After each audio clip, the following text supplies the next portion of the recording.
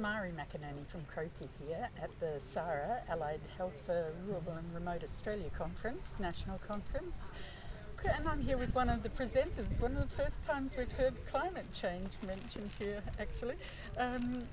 Would you introduce yourself, please? Sure. Thank you very much. Hello, everyone. My name is Heather Downey. I'm a social work academic and I'm based at the Trobe Albury Wodonga campus. Fantastic. Now, you just presented on a study you've done here, which you've gone on to do further work elsewhere. But could you just give us the breakdown of what you looked at and what you found? Sure. Yeah. So we're currently in Mildura. Mildura is has the driest climate in Victoria, and in 2018 a pipeline was built from Wentworth up to Broken Hill to ensure Broken Hill's water supply in the face of critical water shortages.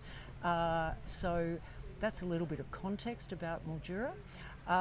We explored the recreational, environmental meanings of water and cultural meanings of water, the recreational, environmental and cultural meanings of water for people who live in towns, so people who live in rural river cities.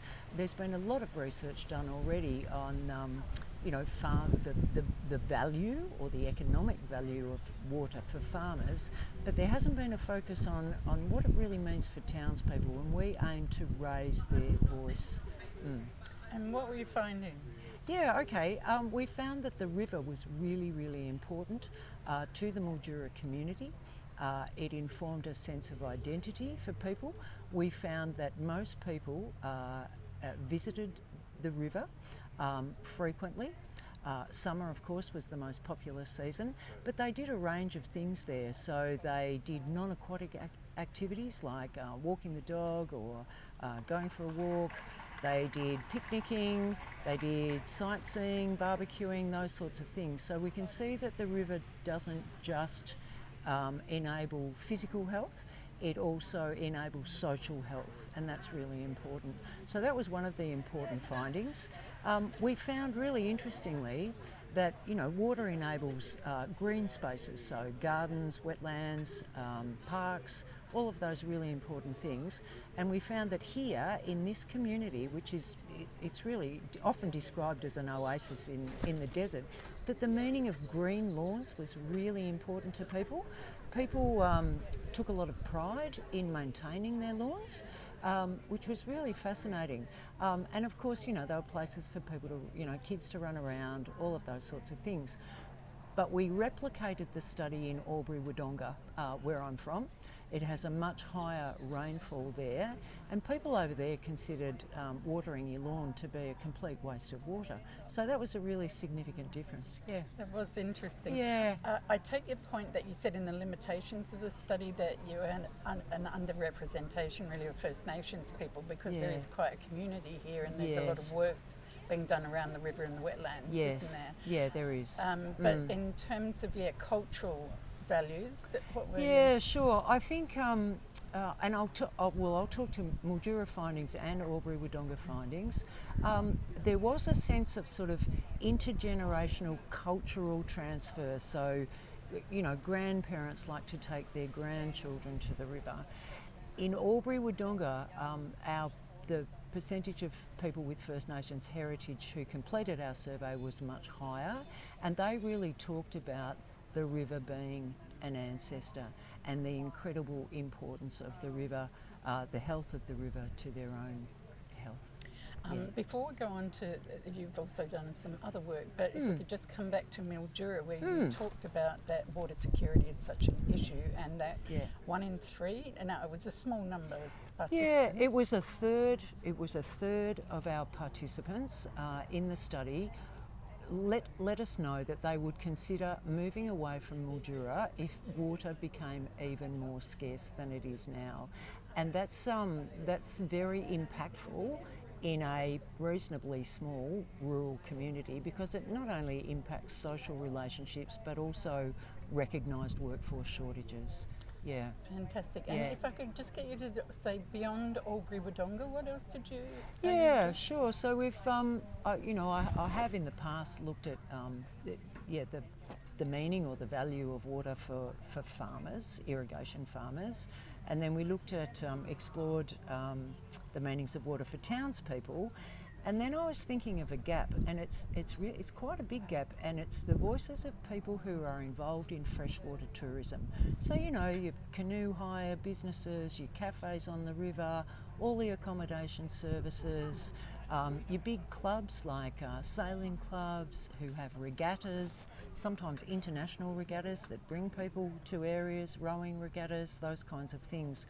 And interestingly, what I found was that in the Murray-Darling Basin, freshwater tourism, or tourism as a whole, contributes just as much to the economy as irrigation agriculture, and we don't hear that. We never hear their voices. So that was really amazing. So I looked at, I did a small pilot study in Albury Wodonga just recently, and that explored the impacts of climate change on those businesses, and that was like the impacts of drought, the impacts of the 2019-2020 bushfires, because we were affected there, and the smoke, all the rubbish that was going into the water, all the pollution, and then we had significant flooding in 2022, and a lot of algae.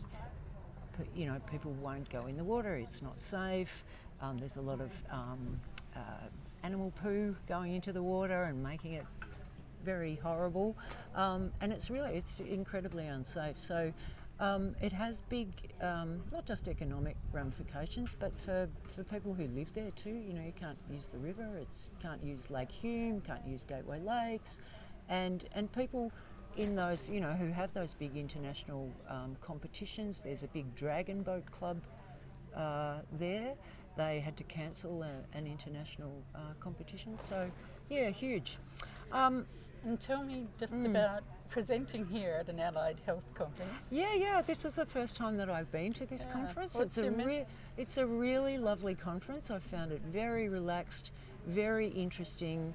I've really enjoyed the keynote speakers in particular. They've been spot on.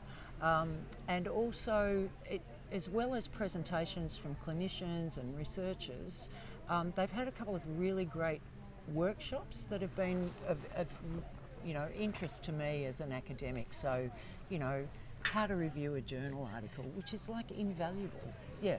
So what was the other? Was it the warm data? no, it was the it was a writing one. Yeah. So improving your writing, Yeah. and I do have I am writing up that the freshwater tourism study at the moment, and I'm using the International Panel of Climate Change's latest risk determinants as my theoretical frame, and I just wanted the opportunity to talk to other academics and make sure that I was clearly conveying complex information, because I am not a scientist. I have a social work background.